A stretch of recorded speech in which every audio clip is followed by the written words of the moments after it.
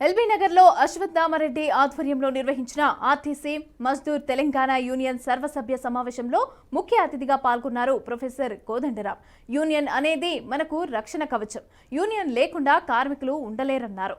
ఇక welfare committee రద్దు, యూనియన్ను పునరుద్ధరణ చేయాలని ఏకగ్రీవ తీర్మానం చేశారు. ఎటువంటి ఖర్చులు లేకపోవటం చేత వాళ్ళ ఆదాయాలు పెరుగుతున్నాయి. వాళ్ళు మరింత గౌరవంగా జీవించగలుగుతున్నారు. వాళ్ళ ప్రయాణాల మీద వాళ్లకు నియంత్రణ పెరిగింది. అన్ని విధాలుగా కూడా ఈ నిర్ణయం వల్ల ప్రజా రవాణా వ్యవస్థకు కూడా ఇవాళ మంచి గుర్తింపు వచ్చింది. తెలంగాణ వ్యాపితంగా ఈ నిర్ణయాన్ని హర్షిస్తూ ఇందువల్ల ఇవాళ కార్మికులందరూ కూడా చాలా సంతోషంగా ఉన్నారు. ఆర్టీసీ కార్మికులు వాళ్ళు ఏమంటున్నారంటే మా పాత్ర పెరిగింది ఇవాళ సమాజంలో అని సంతోషపడుతున్నారు.